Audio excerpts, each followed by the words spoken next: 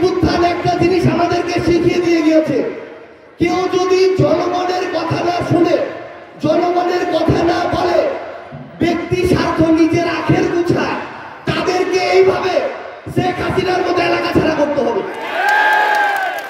যে মেম্বার, যে চেয়ারম্যান এরপর থেকে টাকা ছাড়া কাজ করবে না, তাদের কথা সবার সামনে প্রকাশ্যে আনতে হবে। এবং আমাদেরকে নিজেদের জায়গা থেকে একটা জায়গা আবার ভালো হইতে হবে। নতুন বাংলাদেশ, নতুন সরকার, সামনে নতুন নির্বাচিত সরকার আসবে। আপনার নতুন করে মেম্বার, চেয়ারম্যান থেকে শুরু করে এমপি, মন্ত্রী হবে।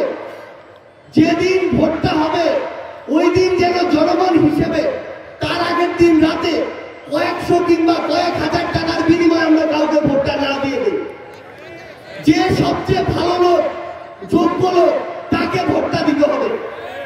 5 বছরে কাকে আপনি ক্ষমতায় বসাবেন এটার সুযোগ আপনি একবার পান। ওই সুযোগটা যদি কয়েকশো টাকার বিনিময়ে আপনি নষ্ট করেন, তাইলে 5 বছর যে ওই লোকটা আপনার উপরে জুলুম করবে এটার দায় আপনি এড়াইতে পারেন না। এই জায়গা থেকে আমাদের নিজেদের ব্যক্তিগত জায়গা থেকেও নিজের দায়িত্ব পালন করতে হবে। এবং এরপর থেকে এই আটোয়ারী উপজেলা, এই পঞ্চগড় জেলা কোন মেম্বার, কোন চেয়ারম্যান যেন টাকা দিয়ে আপনার থেকে ভোট না নিতে পারে। কোন অফিসের কোন একজন অফিসার, কর্মচারী, কর্মকর্তা যদি এরপর থেকে আপনাদের কাছে টাকা চায়, আমরা আটোয়ারী উপজেলায় প্রতিনিধি ঠিক করে দিব। কোন কাজের জন্য যদি টাকা চায়, আপনারা খালি প্রমাণ সহ অভিযোগ দিবেন, তারপরে তার জায়গা শেখ হাসিনার সাথে দেশের বাইরে হবে, বাংলাদেশে হবে না। নিজের জায়গা থেকে যদি আমরা নিজেদের দায়িত্বটা পালন করতে পারি, তাহলে কেউ আমাদেরকে আটকাইতে পারবে না। কিন্তু আমরা যদি পিছন থেকে, সামনে থেকে অনেক ভালো কথা বলছি, পিছন থেকে এরকম ধান্দাবাজদেরকে সহযোগিতা করি, তাহলে হয়তো 2-4 দর্শনের লাভ হবে, কিন্তু বাকি এই যে হাজার হাজার মানুষ সবাই ক্ষতিগ্রস্ত হবে। আটোয়ারী উপজেলা আমরা জানি যে এই যে বেশিরভাগ মানুষ হচ্ছে কৃষক, কিন্তু এখন 1350 টাকার পটাশের বস্তা 1700-1800 টাকা দিয়ে কেনা লাগে। এরকম করে যদি চলে তাহলে তো কৃষকের পক্ষে বাঁচা সম্ভব না।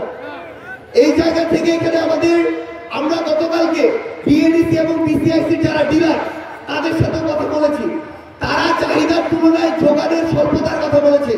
আমাদের এখানে মাননীয় উপদেষ্টা মহোদয় রয়েছেন।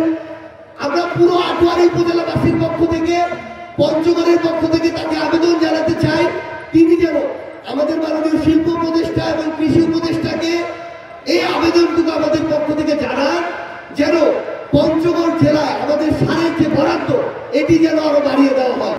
অনেক আহত যোদ্ধার সামনে রয়েছে। এই মানুষগুলোকে ধারণ করে আমরা শুধু একটা জিনিস মাথায় রাখবো, আমরা যেমন নেতা তৈরি করব, আমাদেরকে নেতা ওইরকম ভাবেই শাসন করবে, আমাদেরকে আমাদের এলাকা ওইভাবেই চলবে, ওইভাবে উন্নতি হবে। যদি আমরা নেতার কাছে ভোটের আগে টাকা নেই, বাকি 5 বছর নেতা আপনার পকেট থেকে টাকা দেবে। এই জন্য আমাদের জায়গা থেকে এই চিন্তা ভাবনা থেকে সরে আসতে হবে। আমরা যেন আগামীতে যারা আমাদের কথা বলে, আমাদের কথা শুনে, আমাদের কাছে জবাবদিহি করে, এইরকম নেতা নির্বাচন করি, সে যেই দলেরই হোক না কেন। এইটুকু শুধু আপনাদের কাছে আবেদন।